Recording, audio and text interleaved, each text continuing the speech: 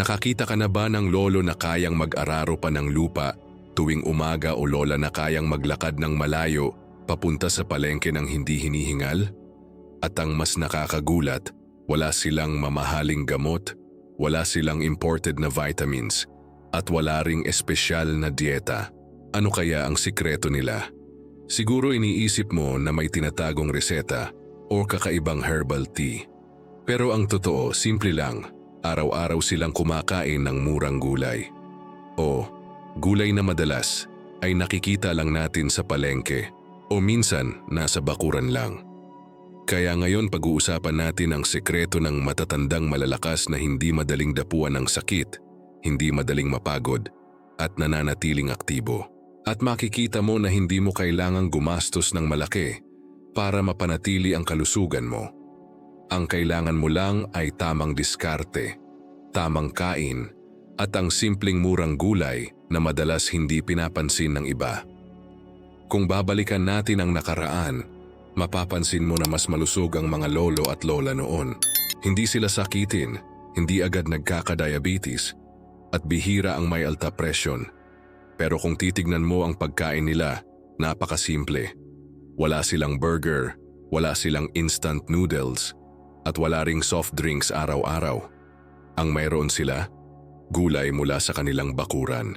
Talbos ng kamote, kangkong, malunggay, ampalaya, sitaw, at kung ano-ano pa. Unang dahilan kung bakit gulay ang sikreto ng matatandang malalakas ay dahil ito ay parang natural na multivitamins. Halimbawa, ang malunggay ay mayaman sa calcium at iron. Sa isang dakot lang ng malunggay, mas marami pa itong nutrisyon kaysa sa ilang mamahaling supplements. Kaya, kung gusto mong palakasin ang buto at maiwasan ang osteoporosis, hindi mo kailangan ng mamahaling gatas. Sapat na ang malunggay sa tinola o sa ginisang monggo. Ikalawa, ang gulay ay puno ng fiber.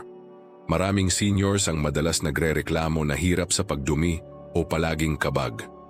Pero alam mo ba na ang simpleng kangkong o talbos ng kamote ay nakakatulong para maayos ang daloy ng ating tiyan? Ang fiber ay parang walis tambo sa bituka. Nililinis nito ang mga dumi at tinutulungan ng katawan na mailabas ang mga toxins. Kapag regular ang pagdumi mo, mas magaang ang pakiramdam mo at mas makakaiwas ka sa sakit sa tiyan at bituka. Ikatlo, gulay ang pinakamadaling paraan para makontrol ang blood sugar at blood pressure. Laging sinasabi ng doktor na iwasan ang matatamis at mamantikang pagkain. Pero minsan ang tanong ng seniors ay, ano ang pwede kong kainin na hindi nakakasama? Ang sagot, gulay. Halimbawa, ang ampalaya ay kilalang pampababa ng blood sugar. Ang talbos ng kamote ay may taglay na sustansya na nakakatulong din laban sa diabetes. Kaya kung iniisip mong hindi mo na makokontrol ang iyong blood sugar, subukan mong dagdagan ng gulay sa bawat kain. Maraming totoong kwento ng mga matatandang buhay na patunay na gulay ang kanilang sekreto. Halimbawa, si Mang Ben na 80 years old na sa Ilocos. Araw-araw siyang nagbubungkal ng lupa at nagtatanim ng gulay. Kapag tinanong mo siya kung ano ang pagkain niya, sasabihin lang niya, kamote, kangkong at gulay na galing mismo sa kanyang taniman. Hindi siya bumibili ng mamahaling karne at hindi rin siya umaasa sa vitamins. Pero malakas pa rin siya, kayang magtrabaho at bihirang magkasakit. Mayroon ding kwento si Aling Rosa, isang 72-year-old na nagtitinda sa palengke. Kapag tinanong mo kung paano niya nagagawa na kahit buong araw siyang nakatayo at nagbebenta, hindi siya madaling napapagod. Simpleng sagot lang ang ibibigay niya. Araw-araw akong kumakain ng monggo na may malunggay. Ang simpleng putahe na ito na sobrang mura at madaling lutuin ay sapat na para bigyan siya ng lakas buong araw. Napapansin mo ba, mas malakas ang matatandang sanay sa gulay kaysa sa mga seniors na sanay sa instant foods? Ang mga taong madalas kumain ng delata, instant noodles, at matatamis na tinapay ay mas mabilis mapagod at mas madaling kapitan ng sakit. Kaya kung gusto mong maging tulad ng matatandang malalakas, siguraduhin mong gulay ang laman ng plato mo sa bawat kainan. Ngayon baka may nagsasabi sa iyo na mahirap kainin ng gulay dahil minsan mapait o walang lasa. Pero ang sikreto nasa pagluluto lang. Ang ampalaya halimbawa, kung gagamitin mo ng tamang paraan, hindi ito magiging sobrang mapait. Subukan mong ibabad muna sa asin bago lutuin, tapos isama sa ginisang may itlog at kamatis. Mapapansin mong masarap pala ito. Ang talbos ng kamote naman kapag nilaga lang at sinausaw sa bagoong. Napakasimple pero nakakagana. Kung iniisip mong boring ang gulay, alalahanin mo na pwede itong gawing mas masarap kung hahaluan ng iba pang pagkain. Halimbawa, ang tortang talong na may giniling, ang tinolang manok na may malunggay, o ang ginataang sitaw at kalabasa. Hindi lang ito pampasarap, kundi mas nagiging masustansya pa ang ulam. Isa pang benepisyo ng gulay ay nakakatulong ito para manatiling payat at hindi mabilis lumaki ang tiyan. Sa edad na lampas 6 na, madalas nagiging problema ang biglaang paglaki ng tiyan o sobrang timbang. Ang gulay, dahil mababa sa calories at mataas sa fiber, ay nakakatulong para hindi ka madaling tumaba. Hindi mo na kailangang mag-crash diet o magbawas ng kain ng sobra. Ang kailangan mo lang ay palitan ng ilang bahagi ng kanin o karne ng gulay. Kaya kung iisipin mo, napakasimple lang ng sikreto ng matatandang malalakas. Hindi sila umaasa sa mamahaling pagkain. Hindi sila naghahabol ng imported na produkto. Ang kanilang sikreto ay gulay na mura, masustansya at madaling hanapin. Sa susunod na bahagi ng ating pag-uusap, tatalakayin natin kung aling mga gulay ang partikular na nakakatulong hindi lang sa katawan, kundi pati na rin sa memorya at kalinawan ng isipan.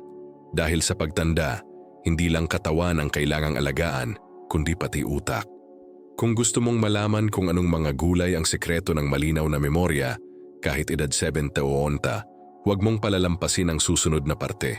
Kung nandito ka pa at nakikinig hanggang ngayon, ibig sabihin seryoso ka talagang alagaan ang katawan mo.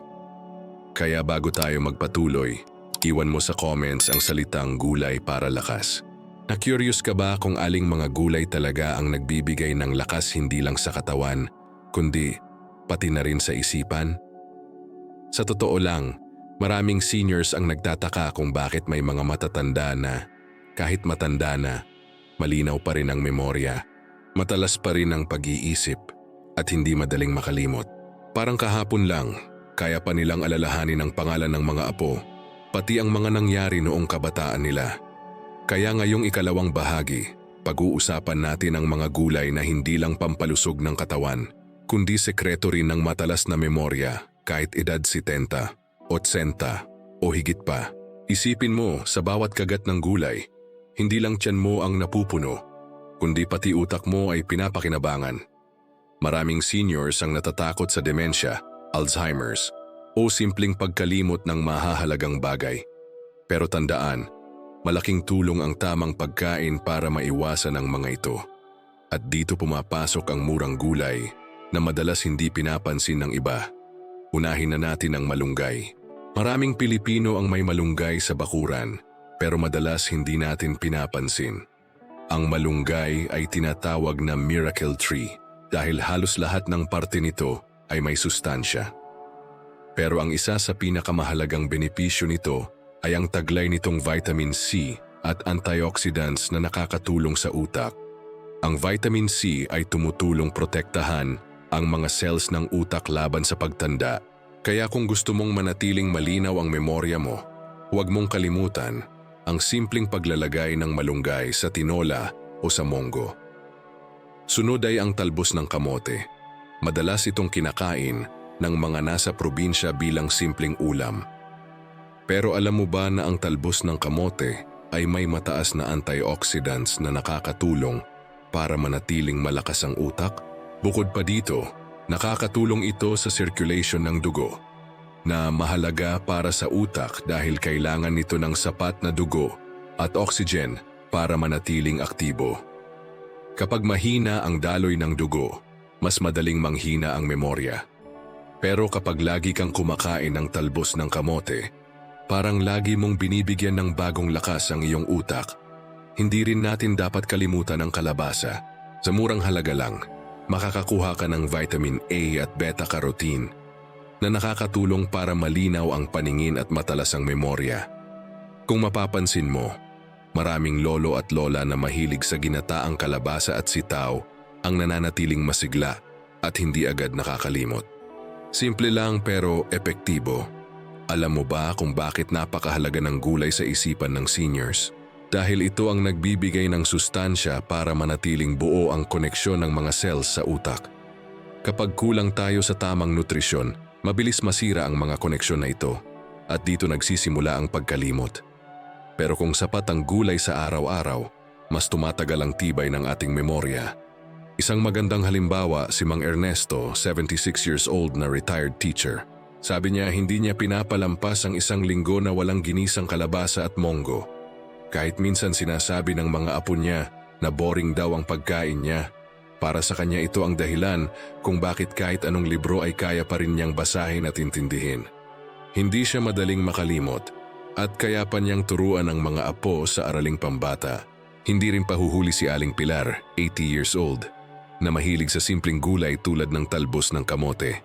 Kahit hindi siya nakapag-aral ng mataas, kaya niyang alalahanin lahat ng pangalan ng kanyang 14 na apo.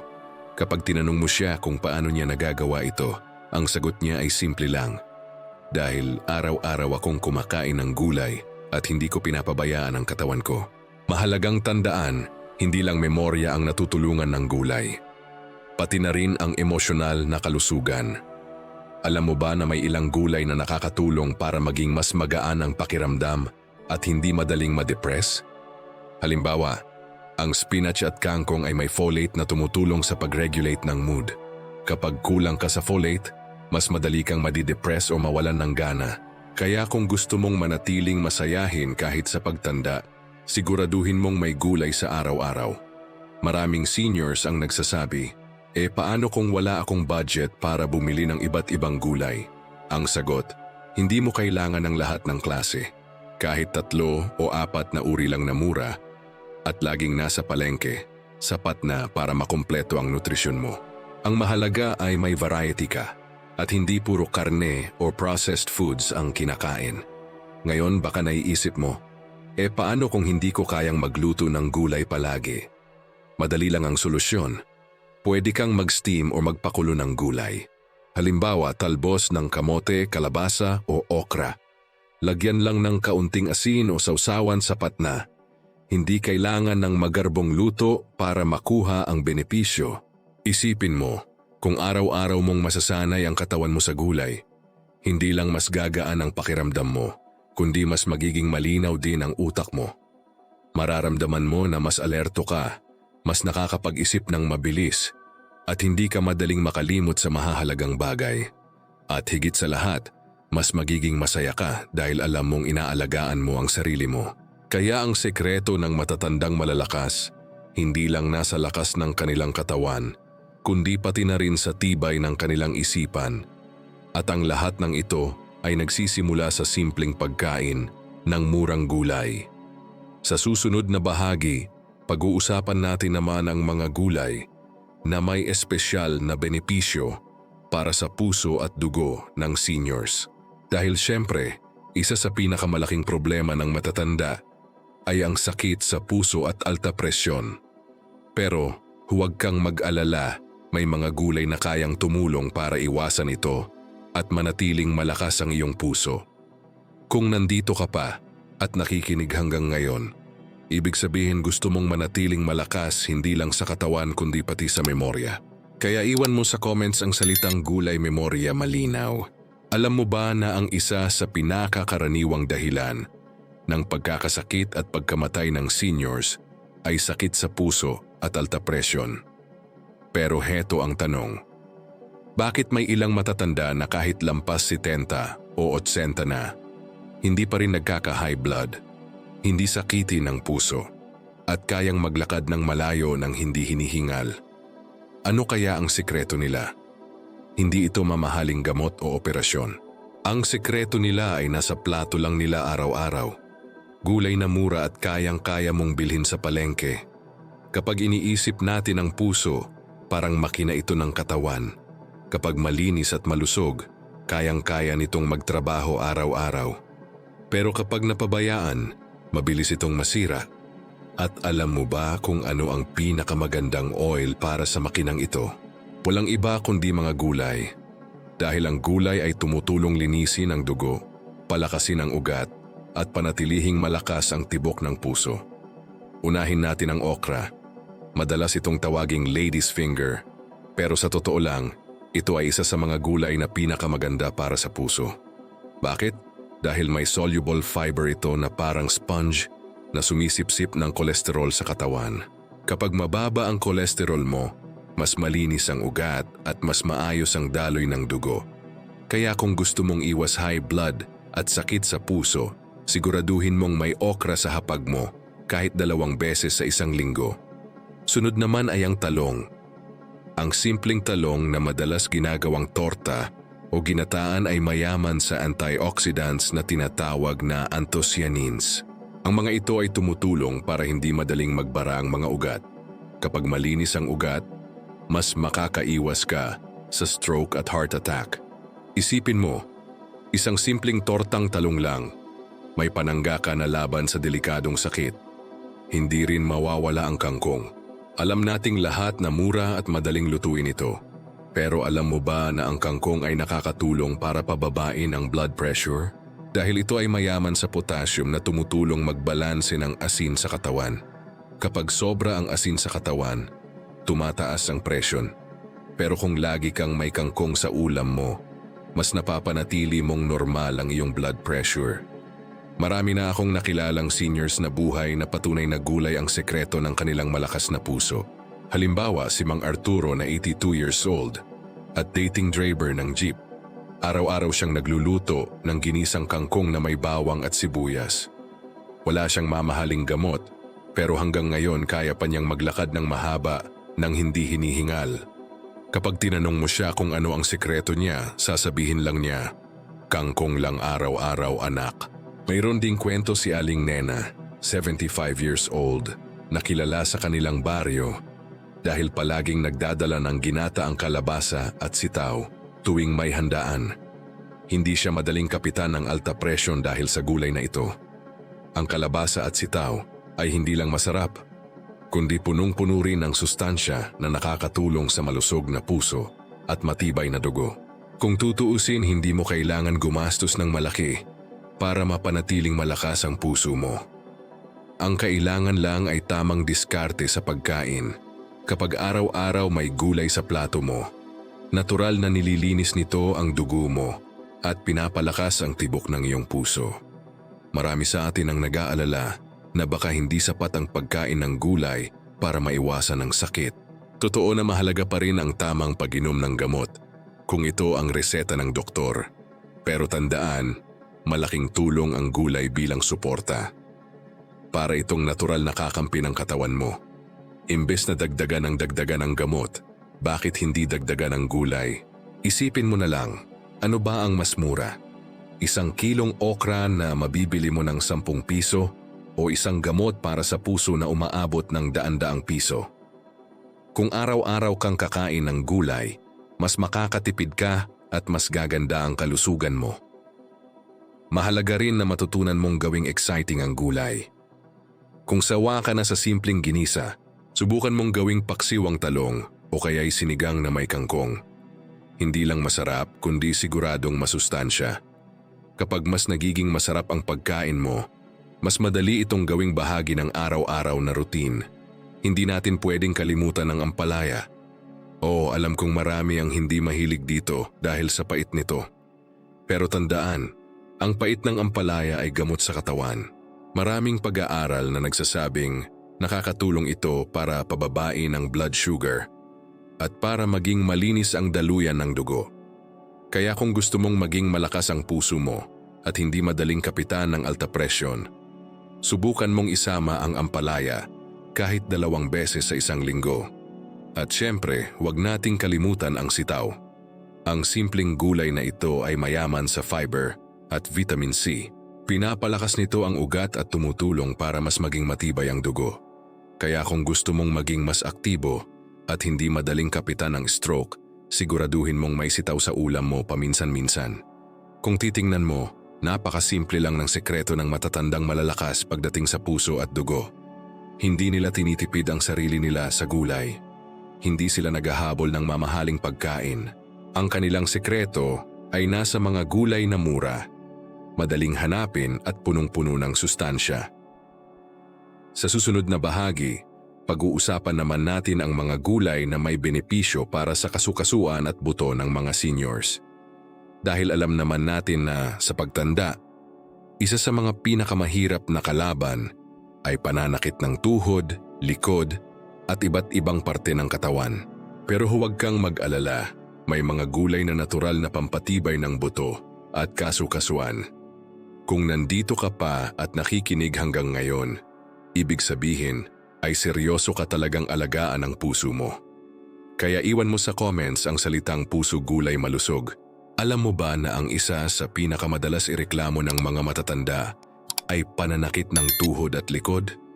Marahil naramdaman mo na rin ito, yung tipong hirap kang bumangon sa umaga, parang may kalawang ang kasukasuan o kaya'y bigla ka na lang nanginginig kapag umaakyat ng hagdan. Pero nakapagtataka, bakit may ilang seniors na kahit lampas 80 na, kayang maglakad ng malayo, kayang magtrabaho sa bukid at halos wala kang marinig na reklamo tungkol sa buto at kasukasuan nila? Ano kaya ang sikreto nila? Ang sagot ay hindi mamahaling gamot o injection. Ang sikreto nila ay nakatago sa simpleng murang gulay na araw-araw nilang kinakain. Kapag pinag-uusapan ang kalusugan ng buto, ang unang pumapasok sa isip ng marami ay gatas. Totoo na may calcium ang gatas, pero tandaan, hindi lang ito ang sagot. Maraming seniors ang hindi na rin hiyang uminom ng gatas dahil nagdudulot ito ng kabag o hirap sa tiyan. Kaya ang mas praktikal at mas mura na solusyon, gulay. Isa sa mga pinakamahalagang gulay para sa buto ay ang malunggay. Punong-puno ito ng calcium at iron na parehong kailangan ng katawan para manatiling matibay ang buto. Alam mo ba na sa bawat tasa ng malunggay, halos katumbas na ito ng calcium na makukuha sa gatas? Kaya hindi mo na kailangang gumastos ng malaki para mapanatili ang lakas ng iyong buto. Simpleng malunggay lang sa tinola, sapat na. Sunod ay ang talbos ng kamote. Bukod sa antioxidants para sa utak, mayaman din ito sa calcium at magnesium. Ang magnesium ay mahalaga dahil ito ang tumutulong para masipsip ng katawan ng calcium. Kaya kapag lagi mong kinakain ang talbos ng kamote, para ka na ring naglalagay ng pundasyon sa buto mo araw-araw. Hindi rin natin pwedeng kalimutan ng kalabasa. Bukod sa vitamin A na mabuti para sa mata, may taglay din itong nutrients na nakakatulong sa buto. Sa probinsya, madalas itong niluluto bilang ginatan kasama ang sitaw. Ang simpleng ulam na ito ay hindi lang pampabusog kundi pampalakas din ng kasukasuan. Kung kasukasuan naman ang pag-uusapan, malaking tulong ang okra. Dahil sa malagkit nitong katas, ito ay parang natural na lubricant para sa mga joints. Kapag regular mong kinakain ang okra, parang pinapadulas mo ang mga kasukasuan mo para hindi agad sumakit kapag naglalakad o gumagalaw. Kaya hindi nakakapagtaka kung bakit maraming matatanda na araw-araw kumakain ng okra ang kayang magtrabaho sa bukid ng walang reklamo. Isipin mo na lang si Mang Isko, 79 years old, na kilala sa kanilang barangay dahil kayang-kaya pa niyang mag-akyat ng puno ng niyog para mag-ani. Kapag tinanong mo kung paano niya nagagawa ito, sasabihin lang niya, malunggay at okra lang araw-araw anak. Hindi siya umaasa sa mga mamahaling vitamins, kundi sa mga gulay na nasa paligid lang niya. Mayroon ding kwento si Aling Belen, 74 years old, na mahilig sa ginisang kalabasa at sitaw.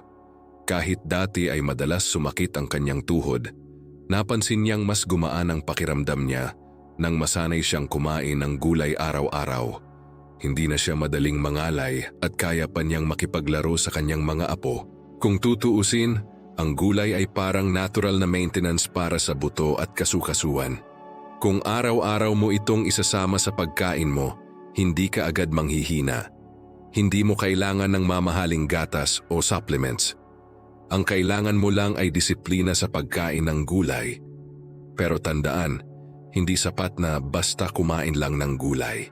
Kailangan ding iwasan ang mga pagkain na nagpapahina ng buto, tulad ng sobrang alat, soft drinks, at processed foods. Dahil kahit gaano karaming gulay ang kainin mo, kung puno ka naman ng junk food, mababawasan pa rin ang epekto nito. Kaya pinakamainam na balansehin ang pagkain, mas maraming gulay, mas kaunti ang pagkain na nakakasama. Mahalaga ring tandaan na ang kasukasuan ay nangangailangan ng proteksyon laban sa inflammation o pamamaga. At alam mo ba, maraming gulay ang natural na anti-inflammatory?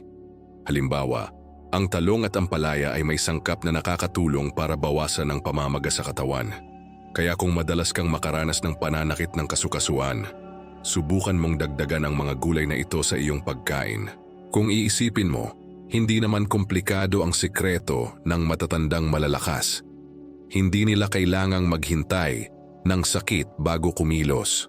Ang ginagawa nila, pinipigilan nila ang sakit sa pamamagitan ng simpleng pagkain ng gulay. At ito ang dapat tularan ng bawat senior, ang magkaroon ng disiplina sa pagkain araw-araw. Kung mayroong natutunan tayo dito, iyon ay ang kapangyarihan ng murang gulay. Ito ang dahilan kung bakit may mga lolo't lola na kahit anong edad, kayang maglakad ng matagal, kayang magtrabaho, at kayang makipaglaro sa kanilang mga apo. Sa susunod na bahagi, pag-uusapan naman natin ang huling aspeto ng sikreto ng matatandang malalakas, kung paano nila pinagsasama ang gulay sa araw-araw na pamumuhay, at kung paano mo rin ito maisasabuhay nang hindi ka nahihirapan. Dito mo makikita na hindi lang basta pagkain ang sikreto, kundi pati mindset at disiplina. Kung nandito ka pa at nakikinig hanggang ngayon, ibig sabihin ay talagang seryoso ka sa pagpapalakas ng iyong buto at kasukasuan. Kaya iwan mo sa comments ang salitang buto gulay lakas. Alam mo ba kung ano ang pinakamatinding sikreto ng matatandang malalakas? Hindi lang sila basta kumakain ng gulay.